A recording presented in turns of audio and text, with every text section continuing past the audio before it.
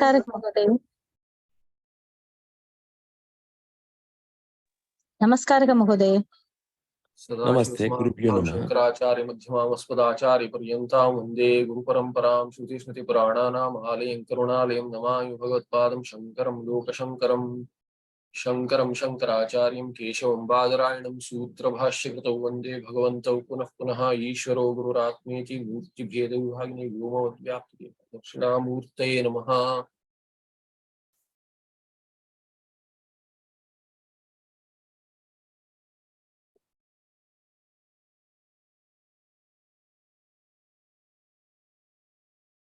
Screen दिख रहा है ना?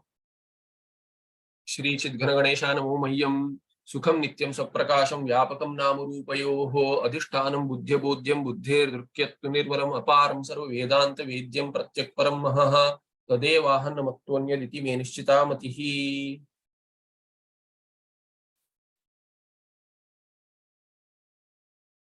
तो कल हम देख रहे थे कि महः शब्द, प्रश्न था कि महः शब्द क्या है। ये महः शब्द है ब्रह्मपर। तो ये ग्रंथकार स्वयं कहते हैं महः यहाँ पे ब्रह्म, तो ये विशेष है, विशेषण नहीं है। तो मह कल हमने देखा कि ये धातु अर्थ है पूजा अर्थ। धातु नाम अनेक अर्था, तो बहुत सारे अर्थ होते धातु के। तो जैसे हमने देखा महत् शब्द यानी बहुत बड़ा, वृद्धि जिसकी हो, तो ब्रही वृद्धो धातु भी वृद्धि अर्थ में, इसलिए महः शब्द का अर्थ है ब्रह्म। तो परब्रह्म, परम महा का अर्थ हो जाएगा परब्रह्म, और ये परब्रह्म हो गया विशेष्य मंगलाचरण में, जिसके विशेषण दिए गए भिन्न भिन्न विशेषण, उसकी चर्चा कर रहे थे हम। तो उसमें देखा हमने कि क्या नित्य अपरोक्ष रूपत्वात् स्वयं प्रथते, और ये प्रभा रूप अर्थ में ले सकते हैं। प्रभा अर्थ है महाशब्द का, इसीलिए प्रभा अर्थ ले सकते हैं जो स्वप्रकाश परब्रह्म तत्व है, इसलिए परब्रह्म अर्थ बन जाएगा परम महः का। और ये अंतिम पंक्ति नहीं, अंतिम वाक्य नहीं देखा था इसमें, इति ब्रह्मणः स्वप्रकाशत्व बोधकम इदम विशेषणम। तो कौन सा विशेषण, किस विशेषण की बात करें, अस्य अर्थस्तु कह रहे, तो तदेवाहम इत्युक्त्या आगे चलकर कहा कि किंतु बुद्धेर दृक्, ये बुद्धि का जो दृक् है, जो मैं हूं, प्रत्यक आत्मा मैं हूं, अहम अस्मि, ये सर्वसाक्षी ब्रह्म है। और ये कैसा है, ये स्वप्रकाशत्व बोधकम इदम विशेषणम। तो बुद्धेर दृक् जो कहा है उसका अर्थ क्या है, स्वप्रकाश स्वरूप ब्रह्म, जो स्वप्रकाश स्वरूप है, अपने आप प्रकाश स्वरूप है, जिसको अन्य प्रकाश की आवश्यकता नहीं है। जो मैं हूं, मैं स्वयं जानता हूं, मैं चैतन्य स्वरूप हूं, ये मैं स्वयं जानता हूं। इसीलिए ब्रह्म जो है वो भी शास्त्र में कैसे कहा गया, इति ब्रह्मण स्वप्रकाशत्व, ब्रह्म स्वप्रकाश रूप है, जिसको अन्य प्रकाश की आवश्यकता नहीं है। हमने उदाहरण देखे कल दीप इत्यादि, जो शास्त्र ग्रंथकार स्वयं बतला रहे थे। इदम विशेषणम, ये विशेषण हो गया बुद्धेर दृक्। अभी आगे पूछते हैं कि और कितने विशेषण है इसमें। पुनश्च तद ब्रह्म कथम भूतम, वो ब्रह्म कैसा है, तो कहते हैं निर्मलम शुद्धम। निर्मलम का अर्थ शुद्ध।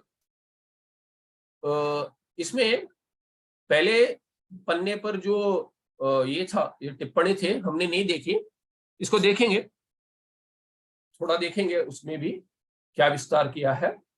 पर पहले अभी ये मंगलाचरण खत्म कर लेते, दोबारा एक बार देखेंगे। तो पुनश्च तद ब्रह्म कथम भूतम, कैसा है वो ब्रह्म जो शास्त्र में तत्वमसी से निर्देश से पढ़ाया गया है, वो कैसा ब्रह्म है, निर्मलम शुद्धम। ये निर्मल ब्रह्म है, शुद्ध ब्रह्म है।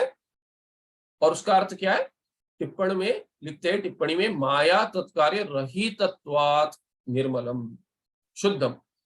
शुद्ध निर्मल, मल रहित। मल रहित, मल क्या है, अविद्या माया इत्यादि कार्य जो है ये मल है। अविद्या काम कर्म, ये अविद्या या माया जो कहते हैं, वो माया और अविद्या दोनों का अर्थ एक ही है। माया हम समष्टि में जो भी देखेंगे तो ये माया शब्द से कहेंगे उसी तत्व को, जो तत्व हम व्यष्टि में एक एक भिन्न भिन्न जीव को लेकर जब भी देखेंगे तभी कहेंगे अविद्या। अविद्या शक्ति, और समष्टि देखेंगे तभी समष्टि में उसी शक्ति को माया कहते हैं। तो माया तत्कार्य, माया और उसके कार्य, तत्कार्य तत्से माया, माया माया कार्य रहित, नहीं माया है ब्रह्म में, नहीं माया का कार्य है। क्यों? क्योंकि माया क्या है? भगवान शंकराचार्य भगवत पादाचार्य विवेक चूड़ामणि में कहते हैं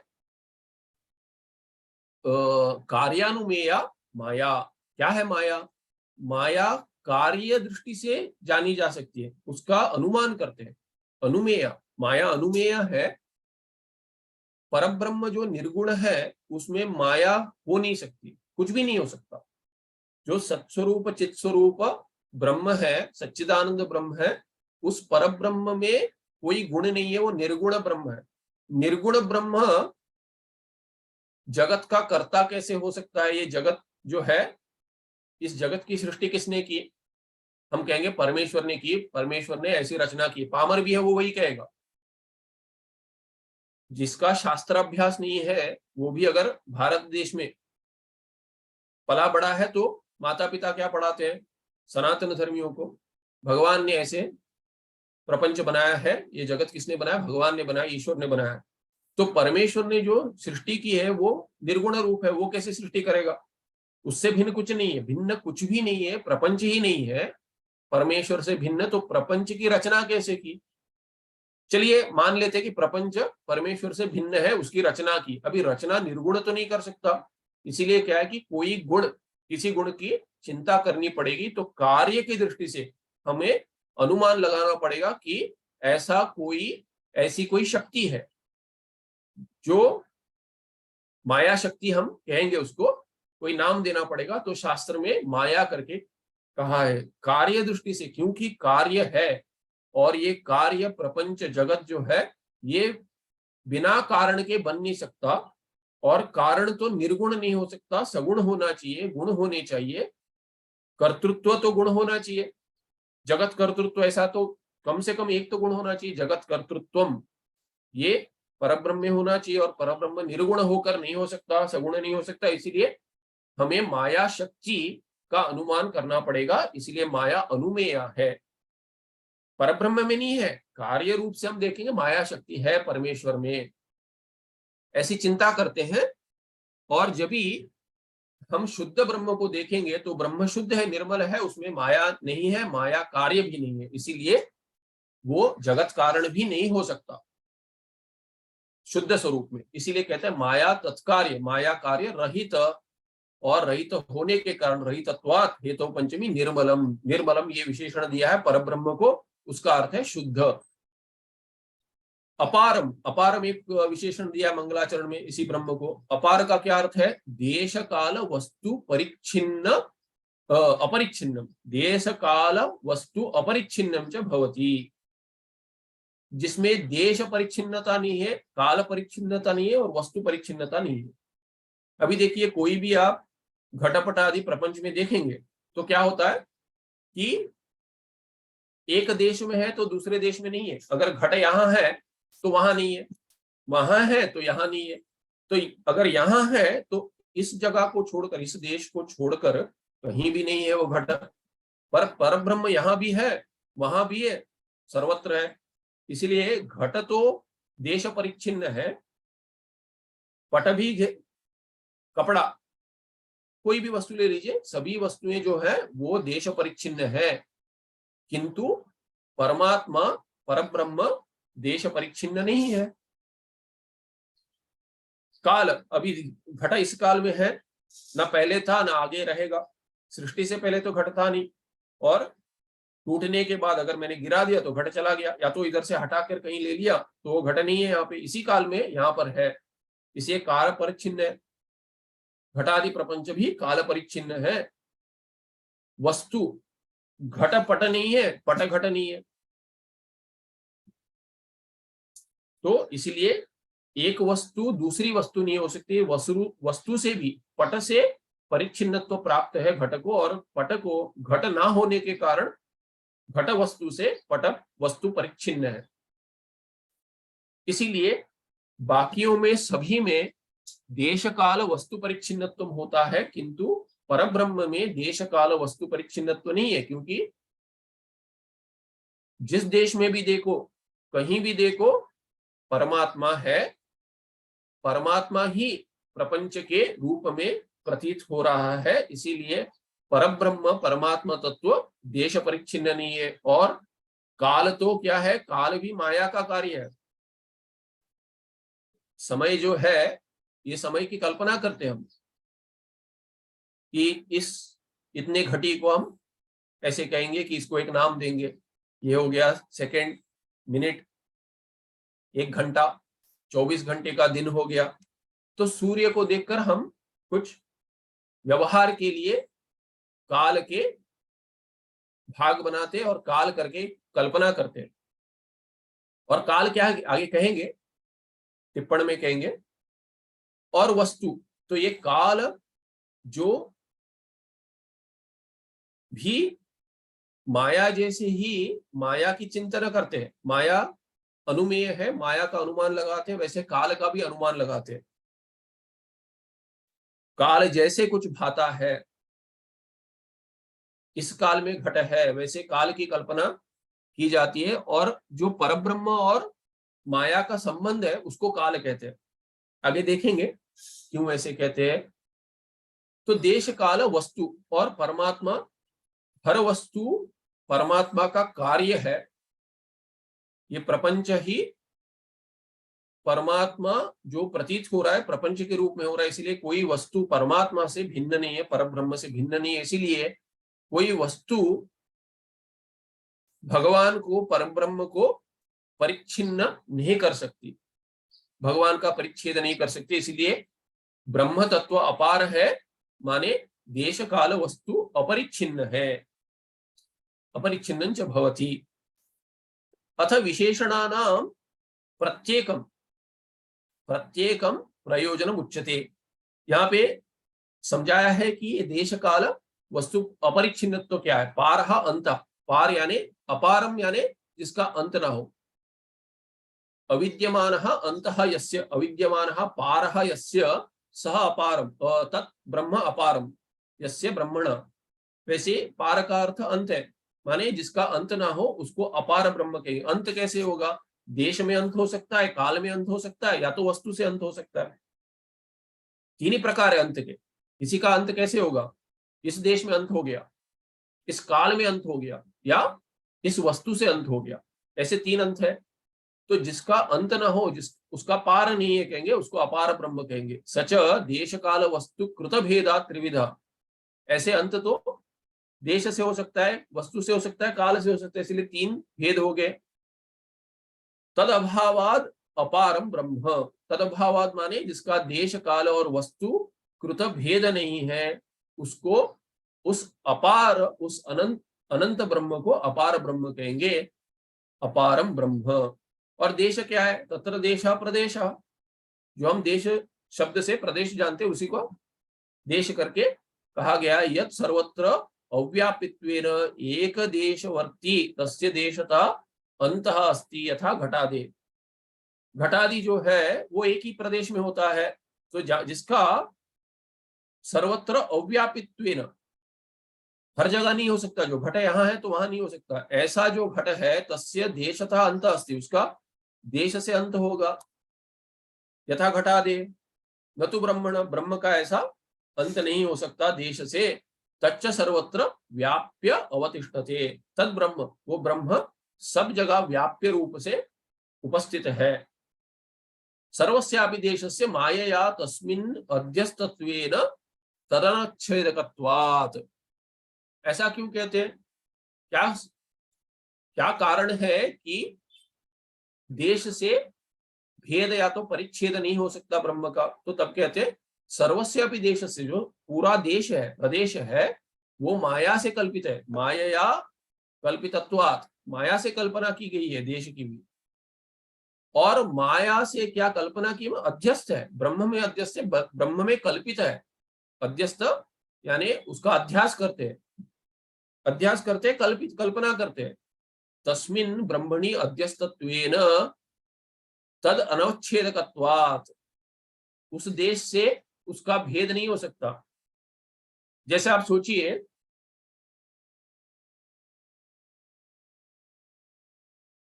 कि चलिए एक उदाहरण ले लिए कि आकाश है, आकाश सब जगह है, उस पर किसका अध्यास करेंगे? हम जाकर उस पे एक घटा रख देंगे, छोटा घट रख देंगे और दूसरी जगह जाकर दूसरा बड़ा घट रख देंगे। ये आकाश है, जगह है, उस पर देश, उस देश में मैंने एक घट रख दिया और दूसरा घट रख दिया। तो छोटे घट के अंदर जो आकाश है और बड़े घट के अंदर जो आकाश है, वो बाकी जो घट के अंदर नहीं, घट के दोनों घटों के बाहर जो आकाश है, उस आकाश से भिन्न हो गया कि नहीं हो गया? नहीं हुआ। घट से तो आकाश तो भिन्न नहीं होगा। जैसे आप देखिए, आप, मैं कहूंगा कि चलिए बेंगलोर में प्लॉट खरीदते हैं, दिल्ली में प्लॉट खरीदते हैं, क्या करेंगे? जगह है, आकाश है, उस पे एक रेखा डाल देंगे और कल्पना करेंगे कि ये हो गया 60-40 का एक प्लॉट हो गया, मेरा बड़ा प्लॉट है, आपका सिर्फ 30-40 है। ये देश में परिच्छेद हो कि नहीं? आकाश से तो आप, आकाश है वहां पे, आकाश का परिच्छेद तो नहीं हो रहा है, देश का परिच्छेद तो नहीं हो रहा है। आप कल्पना कर रहे हैं कि यहाँ रेखा डालकर कह रहे हैं कि ये मेरा भाग है, ये आपका भाग है। तो ये जो कल्पना कर रहे हैं, उससे देश और आकाश तो भिन्न नहीं होगा, कल्पना के लिए है, इसीलिए अध्यस्त है, ये रेखा अध्यस्त है उसमें। हम कहते हैं मैप, गूगल मैप है, सब सब अध्यस्त है। ये देश है, ये भारत देश है, उसमें ये प्रदेश है, उसमें ये है, तो भाषा लेकर उसको अध्यास करेंगे। मैं तमिलनाडु से हूं, तो तमिल भाषा से एक हो गया देश, कन्नड़ भाषा से एक हो गया, मराठी, हिंदी, बंगाली से सब अलग अलग बांट दिया देश को। ये कल्पना है, केवल कल्पना है। आकाश में देश का विभाग नहीं कर सकते, ये विभाग कल्पना है। तो इसलिए तस्मिन अध्यस्तत्वेन, माया से कल्पित है। तद अनवच्छेदकत्वात्, अनवच्छेदकत्वात्, अवच्छेद नहीं हो सकता, भाग नहीं हो सकता। ये काल क्या है? काल परिच्छेद क्या है? कालः अविद्या चित संयोग। अविद्या और ब्रह्म चैतन्य का जो संबंध है, माया और ब्रह्म का जो संबंध है, उसको, संयोग को, संबंध जो है उसको काल कहते हैं। अभी ऐसा क्यों कहते हैं? क्योंकि कल्प के अंत में, कल्प के अंत में अगर काल नहीं होगा तो दूसरा कल्प कैसे शुरू होगा? इसलिए कल्पना करते हैं कि माया जो बीज अवस्था में है कल्प के अंत में, उसमें काल भी बीज अवस्था में है, किंतु वो काल जो चित्त और चैतन्य और अविद्या या माया का जो संबंध है वो रहता है, संबंध तो बीज अवस्था में भी रहता है। जब ये वृक्ष है, अगर पृथ्वी में अगर वृक्ष है, उस पृथ्वी से आ रहा है, तो पृथ्वी और वृक्ष में तो संबंध है, प्रत्यक्ष दिखता है कि संबंध है। पृथ्वी आधार है और वृक्ष आधेय है, तो वो संबंध है। अभी वो पृथ्वी जो बीज अवस्था में थी तभी संबंध था कि नहीं था? तभी भी संबंध था। बिना संबंध के तो वृक्ष ही नहीं होता, अंकुर नहीं होता, ना ही वृक्ष होता। तो इसीलिए बीज अवस्था में भी संबंध है। तो ये जो माया और चैतन्य का संबंध है बीज अवस्था में, कल्प के अंत में, प्रलय अवस्था में, तभी भी वो संबंध रहता है, उसको काल कहेंगे। और वो काल चलता रहता है। जब ही समय काल ठीक होता है कि अभी सृष्टि करनी है, तब जाकर सृष्टि बनती है। इसीलिए काल को तो चलना ही है, इसीलिए इसकी कल्पना करते हैं कि माया जो कल्पित है उसका जो चैतन्य से संबंध है उसको एक काल करके नाम देते हैं। तो अविद्या चित्त संयोग कालः।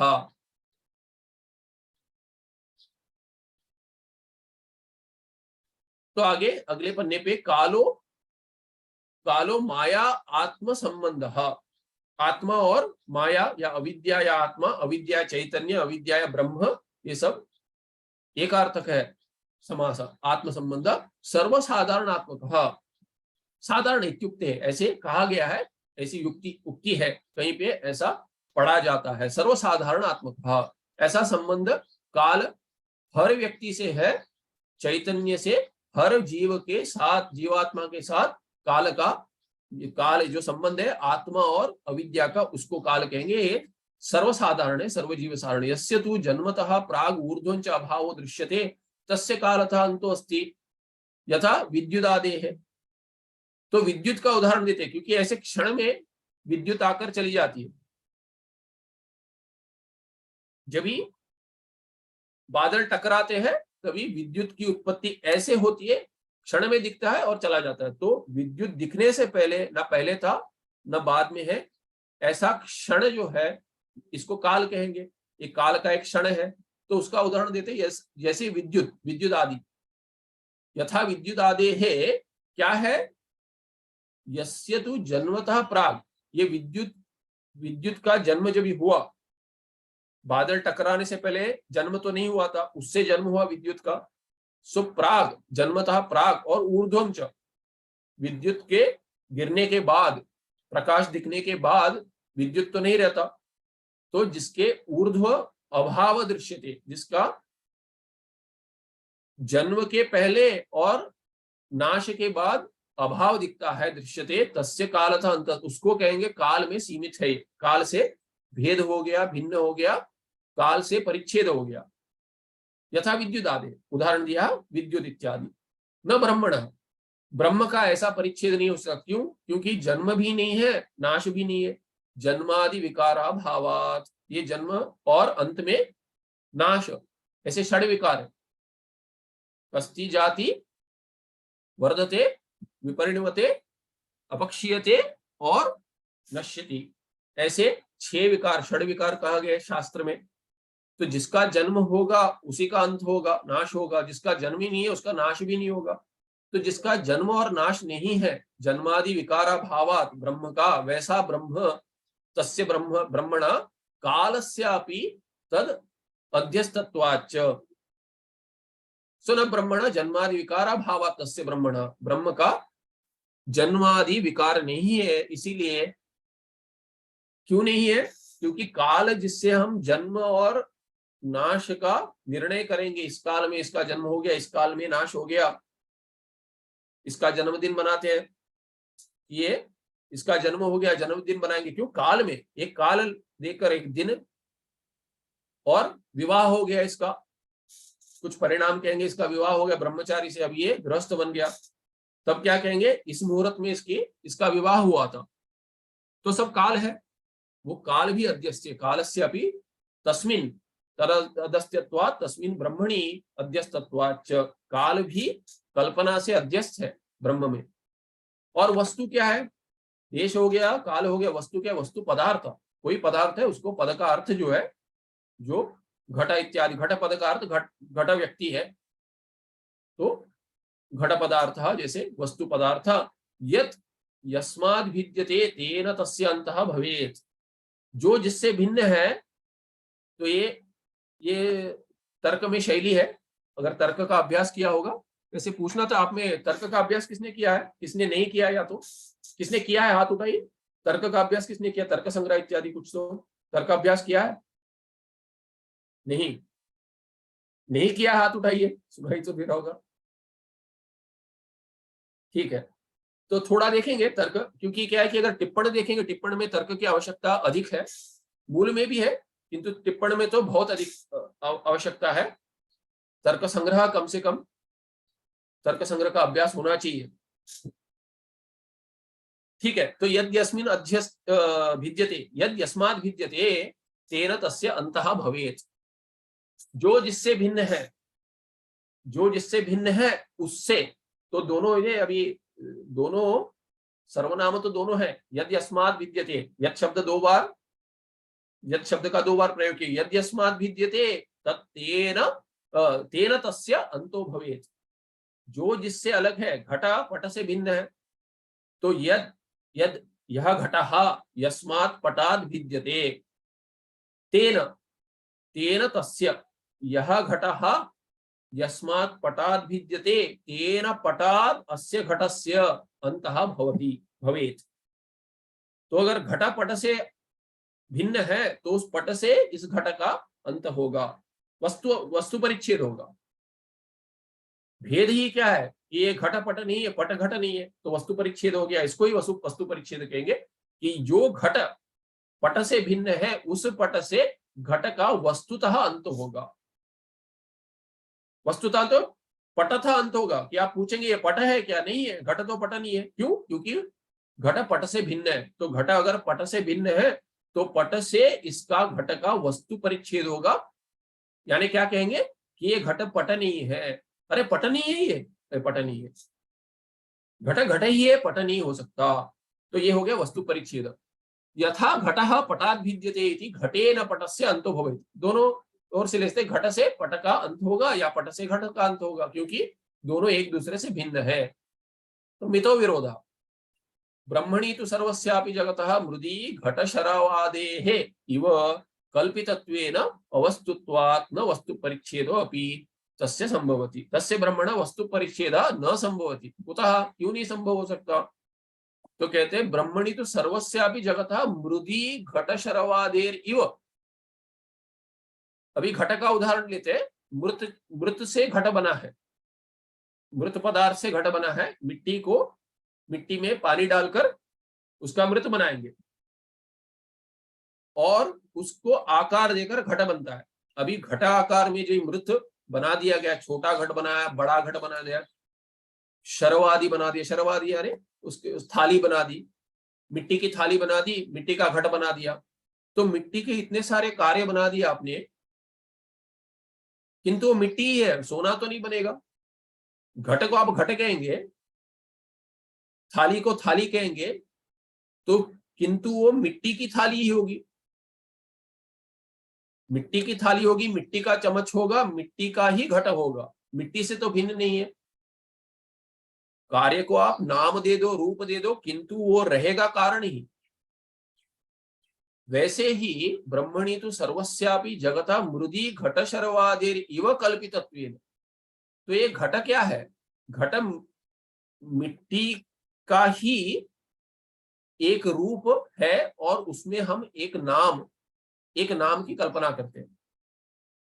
मिट्टी को एक आकार से हम घट करके जानेंगे तो घट की कल्पना करेंगे, घट है ऐसी कल्पना करेंगे। घट की कल्पना किसमें की है? मिट्टी में की है तो मिट्टी, तो उसको घट क्यों बनाते हैं? व्यवहार के लिए कुछ नाम का भेद देते हैं। मिट्टी ही, अभी घट को भी मिट्टी कहेंगे, थाली को भी मिट्टी कहेंगे, तो व्यवहार कैसे करेंगे? थाली से घट को ढक दो, अगर ये कहना है, या कहना है कि घट से पानी लेकर आओ, थाली से मत लेकर आओ, घट से लेके आओ, और उसके बाद घट को इससे थाली से ढक दो। अगर मिट्टी कहेंगे तो थोड़ी कहेंगे कि मिट्टी से पानी लेके आकर मिट्टी से ढक दो। व्यवहार कैसे करेंगे? इसीलिए नाम का भेद करते हैं, नाम की कल्पना करते हैं, मिट्टी को ही अलग नाम से जानते हैं।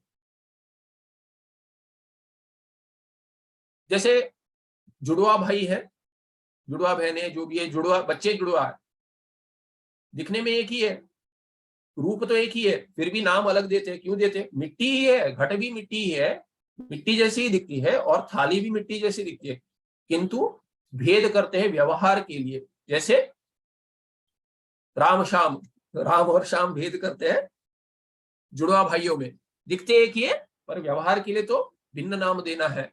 तो मिट्टी को ही जैसे अलग अलग नाम देकर कल्पना करते, कल्पितत्वेन घट शरवादेः इव जगत अपि सर्वस्य जगत, संपूर्ण जगत प्रपंच जो है ब्रह्म में कल्पित है। ब्रह्मणि कल्पितत्वेन अवस्तुत्वात्, वस्तु करके नहीं कहते, वस्तु क्या है? वसति थी वस्तु।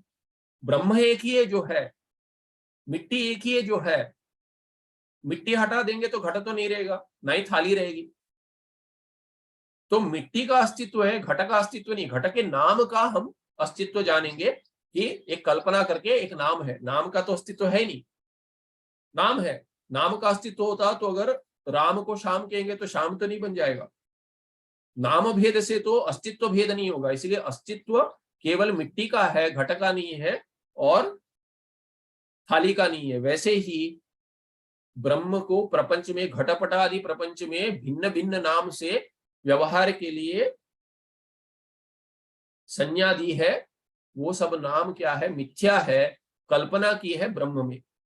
ब्रह्मणि तु सर्वस्यापि जगतः मृदी घट शरवादेर इव कल्पितत्वेन अवस्तुत्वात्, वस्तु नहीं है, वसति इति वस्तु, वो ब्रह्म ही है वस्तु। भिन्न भिन्न नाम से जो ब्रह्म जाना जाता है प्रपंच के रूप में, वो सब वस्तु नहीं है, वो केवल नाम रूप है, नाम रूप मात्र है। और नाम मात्र है, रूप भी क्या है? रूप नहीं है।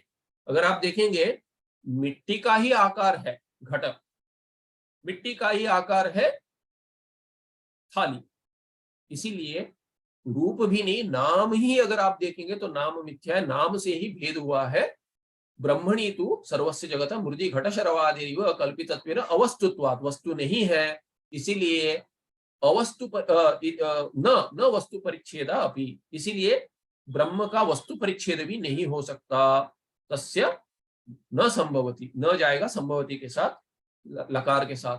तस्माद् ब्रह्म अपारम अनंतम देश काल वस्तु परिच्छेद शून्यम ततः अन्यस्य द्वितीयस्य अभावात्, ब्रह्म को छोड़कर दूसरा कोई वस्तु ही नहीं है, तो वस्तु परिच्छेद कुतः, कैसे होगा? किमुत वस्तु परिच्छेद न संभवति इत्यर्थ, हो नहीं सकता, क्योंकि वस्तु हो तो वस्तु परिच्छेद की बात भी कर सकते हैं। वस्तु ही नहीं है ब्रह्म को छोड़कर, तो वस्तु परिच्छेद कहां से होगा? वस्तु की नाम से कल्पना की गई है ब्रह्म में, जगत में जो जो वस्तु है, इसीलिए देश काल परिच्छेद शून्य ब्रह्म। ये हो गया इसका विस्तार।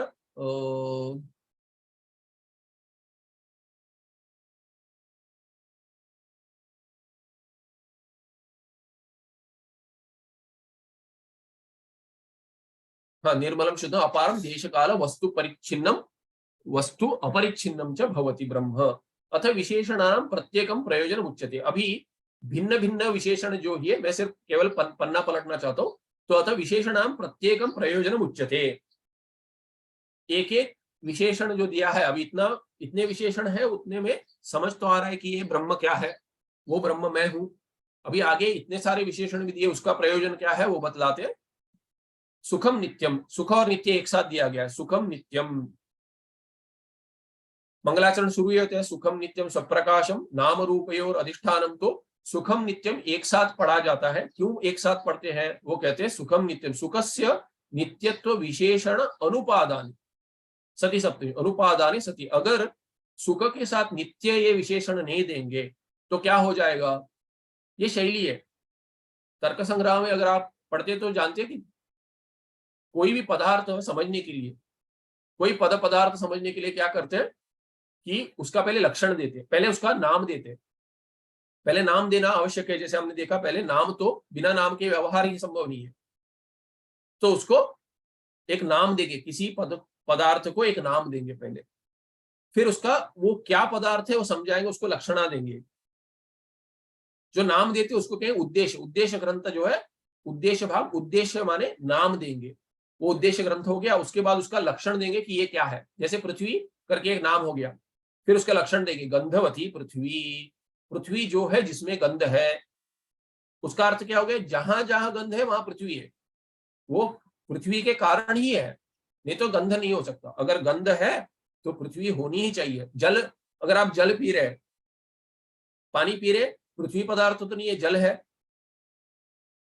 किंतु उसमें अगर आपको मिठास लग रही है, मिठास क्यों? पानी तो मीठा क्यों है? पानी मीठा इसलिए है क्योंकि उसके अंदर क्या है? शक्कर है। ये शक्कर पृथ्वी पदार्थ है, दिख तो नहीं रहा है क्योंकि उसमें घोल दिया गया। तो घोल दिया गया पानी जैसे ही दिख रहा है, अगर दिख भी नहीं रहा है, किंतु उसके लिए मेरा रसन इंद्रिय प्रमाण है। और गंध या पृथ्वी पदार्थ से रसन इंद्रिय, रसन है उसमें शक्कर डाला हुआ है, तो रसन इंद्रिय से जानते हैं, तो उसमें क्या है?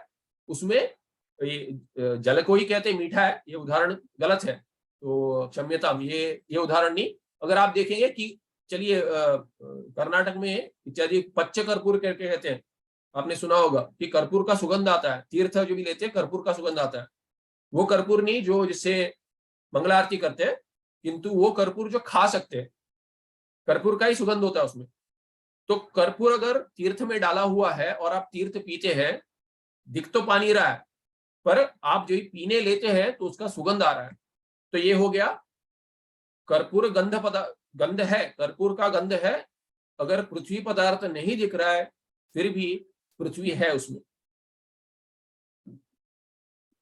जैसे मीठा लग रहा है तो शक्कर है उसमें, किंतु जल का ही गुण है रस, इसीलिए शक्कर भी जो है, शक्कर में भी जल तत्व से ही उसमें रस है। तो गंध का ये उदाहरण लेते तो ये पृथ्वी नाम दे दिया, उद्देश्य ग्रंथ हो गया उसका, और उसके बाद लक्षणा देंगे गंधवती पृथ्वी, जिसमें गंध है उसको कहेंगे पृथ्वी। अभी आगे कहेंगे कि ये लक्षण जो है ठीक बैठ रहा है कि नहीं, तो इसमें दोष देखना पड़ेगा, दोष रहित होना चाहिए लक्षण, कि उसमें अव्याप्ति, अतिव्याप्ति, असंभव, 3 दोष माने जाते हैं, वो देखेंगे आगे। तो वैसे दोष नहीं होने चाहिए। तो अभी कहते हैं कि सुखस्य नित्यत्व विशेषण अनुपादाने, अनुपादाने सति, अगर नित्य ये नहीं कहते, ये नित्यत्व, नित्य जो है ये सुख का विशेषण हो गया। कैसा सुख है ये? नित्य सुख है, अनित्य सुख नहीं है, नित्य सुख है। तो ऐसे क्यों कहते हैं? अगर नहीं कहेंगे तो वैषयिके सामये सुखे नैयायिक अभिमते आत्मगुणे आनंदे च अतिव्याप्ति ही। अगर नहीं कहेंगे तो क्या केवल सुख कहेंगे तो ये सुख ब्रह्म सुख रूप है, वो मैं हूं अगर कहेंगे तो क्या होगा? इसका अर्थ पूर्णतः अगले पाठ में देखेंगे। किंतु क्या सुखस्य नित्यत्व विशेषण अनुपादाने सती वैषयिके, वैषयिके यानी विषय सुख जो है, मुझे अगर मीठा पसंद है, लड्डू पसंद है, तो लड्डू से मुझे सुख प्राप्ति होती है, ऐसा लगता है मुझे, है या नहीं ये अलग बात है। किंतु मुझे जो जो प्रिय लगता है वो सब विषय क्या है, वो सभी विषय जो जो मुझे प्रिय है वो मुझे सुख देती है, इसलिए उसको भी क्या है? वैषयिक सुख कहेंगे। तो वैषयिक सुख जो क्या है? सामय, सबौरी है, जिसमें आमय है, जिसमें खोट है, आगे देखेंगे क्या है। किंतु ये सामये सुखे, वैसा वैषयिक सुख है जो आमय के साथ है, दुविधा के साथ है, वैसे सुख में अतिव्याप्ति हो जाएंगी, लक्षण वहां भी पहुंच जाएगा, तो अतिव्याप्ति इत्यादि देखेंगे आगे। और नैयायिक अभिमते आत्मगुणे, आत्म का गुण है क्या है? आनंद। सुख जो है आत्म का गुण मानते तार्किक, नैयायिक, वैशेषिक। तो अगर सुख, आनंद सुख जो है वो आत्म का अगर गुण है तो ये ब्रह्म वो नहीं है। इसीलिए क्या है कि उसको, उस सुख को अलग रखने के लिए आत्म का गुण जो मानते हैं, आनंद सुख जो आत्म का गुण है, वो अंतःकरण में कैसे प्रतीत हो रहा है? ये आत्म और मन का संयोग होता है, इसलिए मन में प्रतीत हो रहा है, किंतु वो सुख आत्म का सुख है, ऐसे तार्किक कहते हैं। तो वैसे नैयायिक जो तार्किक कहते हैं, उनके मत से जो आत्मगुण सुख है, आनंद है, उसमें अतिव्याप्ति हो जाएगी। यानी ये लक्षण जो है सुख ब्रह्म सुख रूप है अगर कहेंगे तो उसमें अतिव्याप्ति हो जाएगी। माने इसका अर्थ ब्रह्म क्या है कि आप गलत भी समझ सकते कि आत्मगुण है ब्रह्म, या क्या है? वैषयिक सुख है, विषय प्राप्त जो सुख है वो ब्रह्म है, वो ब्रह्म नहीं है। क्यों नहीं है? क्योंकि वो नित्य नहीं है। इसीलिए अतिव्याप्ति वारणा है, अतिव्याप्ति हटाने के लिए। अतिव्याप्ति इत्यादि क्या है वो आगे देखेंगे, संक्षेप में देखेंगे अगले पाठ में। तो पन्ना पलटना चाह रहा था कि कुछ तो आगे बढ़े। सुखम नित्यम स्वप्रकाशम व्यापकं नाम रूपे अधिष्ठानं बुद्ध्य बोध्यम बुद्धेर्दृप्यत्व अपारम सर्व वेदांत वेद्यम प्रत्यक्ष ब्रह्म तदेव हन्मत्वनेति में निश्चिता मति ही। कोई प्रश्न है क्या? थोड़ा आधा घंटा कम गिर रहा है पाठ के लिए, मंगलाचरण कम करना पड़ेगा। महोदय किंचित किंचित शनैः वदतु महोदय। बहु कालग विषयकम् अर्ध अर्ध किम् अस्ति? आधे घंटे का पाठ है, इससे आधे घंटे का और कितना मैं कम करूंगा? देखिए ये तो स्वभाव है, बात करने का स्वभाव है। मैं जरा जल्दी बात करता हूँ, कोशिश करता हूँ धीरे। किंतु देखिए ये दुविधा क्यों आ रही है? क्योंकि जहां तक मुझे लग रहा है श्रवण से अधिक अगर आप लिखना चाह रहे हैं, अगर आप लिखना चाह रहे इसी पाठ में, वो नहीं हो पाएगा, वो कोई भी पाठ में नहीं होएगा। अभ्यास करना ही पड़ेगा अगर आपको लिखना है। अगर नोट्स बनाने तो आपको अभ्यास तो करना ही पड़ेगा, उसके लिए समय आधा घंटा तो समय पर्याप्त नहीं है। तो ये अभी इतनी भी अगर मैं वेग से बात करूंगा, मैं ही स्वयं नहीं लिख पाऊंगा, आप छोड़िए, मैं ही स्वयं नहीं लिख पाऊंगा। जो मैं अभ्यास करता हूँ, एक घंटे का पाठ अगर मैं अभ्यास करता हूँ, उसका अगर नोट्स बनाने में 4 घंटे लगते हैं, 1:4 रेशियो है, कम से कम ये मुझे है।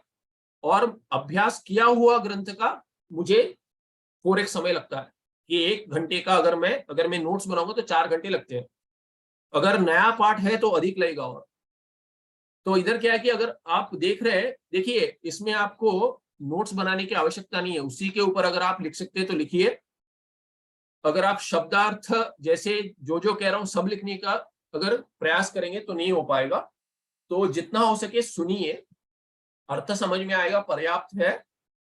स्मरण के लिए तो अभ्यास फिर भी लगेगा। अगर आपने नोट्स बनाए तो नोट्स को देखने के लिए भी आपको आवश्यकता है कि आप दोबारा अभ्यास करें, 3 बार करें, 4 बार के, जितनी बार आपको आवश्यकता है उतना करना पड़ेगा। आपके लिए नहीं, सबके लिए, मेरे लिए भी वही है कि स्मरण करना है तो करना ही पड़ेगा। देखिए ये विस्तार ग्रंथ है और इस विस्तार ग्रंथ में आप देखेंगे कि नीचे भी टिप्पण दिया हुआ है, इसीलिए आपको अधिक कुछ लिखने की आवश्यकता नहीं। एक बार समझ गया उसके बाद आपको हर एक शब्द का अर्थ लगाने की आवश्यकता नहीं है।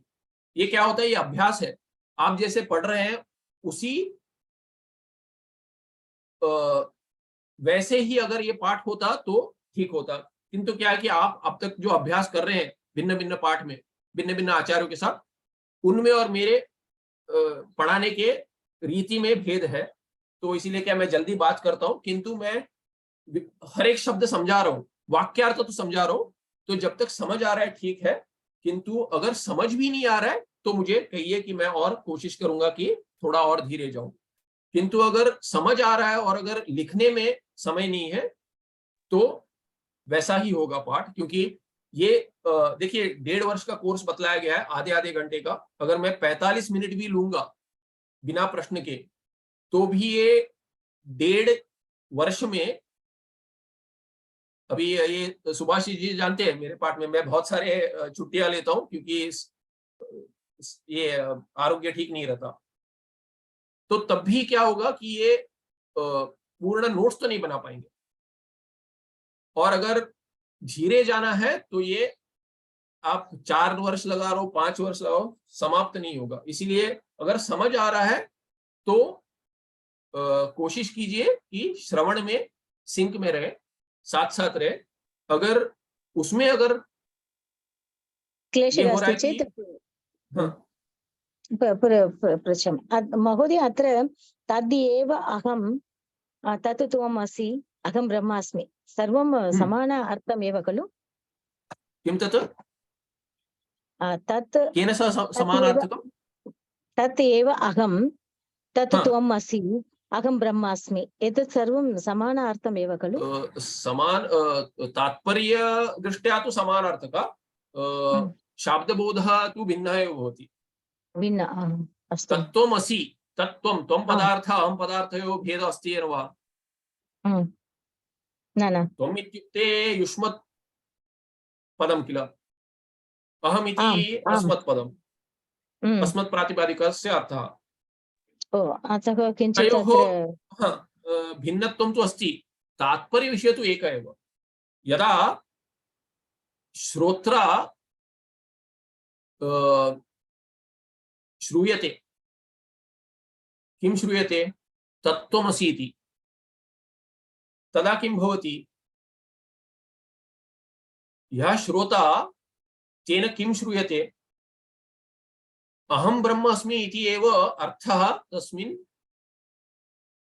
ग्राह्य, तेन तदेव अर्थः ग्राह्य अहम् इति। त्वं पदस्य अर्थः त्वम् इति वक्तुः दृष्ट्या, किन्तु श्रोत्रा तु किं भवति, श्रोतुदृष्ट्या किं भवति, अहम् इति एव भवति। तत्तु ब्रह्म एव। तत् त्वमसि इति यदा श्रूयते, श्रोत्रा श्रूयते, तदा श्रोता किं करोति, तस्य अनुवादः करोति, अनुवादं करोति। सः तेन अनुवादः क्रियते, केन रूपेण, अहं तदस्मि इति। तदस्य इति पदस्य अर्थः कः अर्थः, ब्रह्म इति अर्थः। तदा सः किं करोति, तत्त्वमसि इत्यस्य अर्थः तद् अहमस्मि इति अर्थः करोति, तत्पदस्य अर्थः ब्रह्म इति करोति। तेन किं प्राप्यते, अहं ब्रह्म अस्मि इति।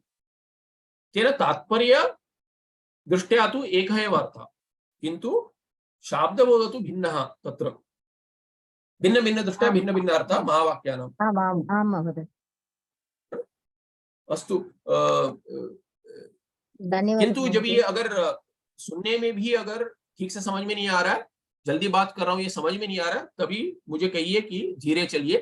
किंतु अगर लिखने में देर हो रही है तो आगे लिख सकते हैं, दोबारा रिकॉर्डिंग भी की गई है, इसीलिए आप रिकॉर्डिंग द्वारा भी नोट्स बना सकते हैं अगर रुचि है तो, क्योंकि ये समाप्त नहीं होगा। नहीं तो अभी देखिए, अगर मैं ये सोच नहीं रहा था कि टिप्पणी पूरी पढ़ाऊंगा, क्योंकि क्या होगा, टिप्पणी के बिना भी मूल में तो बहुत सारा दिया गया है, किंतु अभी क्या होगा, टिप्पणी पढ़नी है तो अगर तर्क का अभ्यास नहीं है तो उसमें मुझे ज्यादा पढ़ाना पड़ेगा, तो मैं थोड़ा थोड़ा पढ़ाऊंगा। पूर्णता पढ़ाने के लिए क्या कि अभी ये इसका निर्गुण ब्रह्मात्मा अवबोधनम, यहाँ तो फिर भी ठीक है। अगर आप देखेंगे आगे जाके कि अगर ऐसे दिया गया है कि देखिए अभी इधर व्यवसायात्मक ज्ञानस्य अनुव्यवसाय ग्राह्यत्ववादी नैयायिकैः अपि अनुव्यवसायस्य ग्राहकांतरांगीकारे अनवस्थाभयात् स्वप्रकाशत्वम् अंगीकर्तव्यम्। तो इसमें इतने सारे त्व है, तो जब तक अगर ये तर्क का अभ्यास नहीं होगा तो ये समझाने में भी दुविधा होगी। समझने में तो होगी पर मुझे समझाने में दुविधा होगी, क्योंकि इसको हर एक शब्द को तोड़कर समझाना पड़ेगा। तो जहां अगर अव्याप्ति, अतिव्याप्ति और असंभव ही अगर समझाना पड़ेगा तो ये यहाँ पे और दुविधा होगी। इसीलिए जितना हो सके मूल में रहेंगे, और अगर रुचि होगी तो मैं थोड़ा समझाऊंगा। अगर उसमें अगर टिप्पणी में प्रश्न है तो तर्क से अगर प्रश्न है जुड़ा हुआ तो वो इस पाठ से मैं नहीं पढ़ा पाऊंगा, क्योंकि वही एक विस्तार हो जाएगा। तो जितना हो सके, अगर हो सके तो तर्क संग्रह का अभ्यास कीजिए, स्वयं कीजिए। कुछ नहीं है तो केवल एक बार तर्क संग्रह ही पढ़ लीजिए, जो भी अनुवाद हो एक बार पढ़ लीजिए, उससे भी कि शब्दों का एक संस्कार हो जाएगा। उसके बाद देखेंगे तो ये पाठ थोड़ा जितना पढ़ाएंगे उतना पर्याप्त हो जाएगा, नहीं तो क्या है कि टिप्पणी में बहुत ज्यादा विस्तार करना पड़ेगा। ठीक है, चलिए, क्षम्यतां, बहुत ज्यादा समय ले लिया। नमस्ते, धन्यवाद। धन्यवादः महोदय। शुभदिनं। नमस्कारः।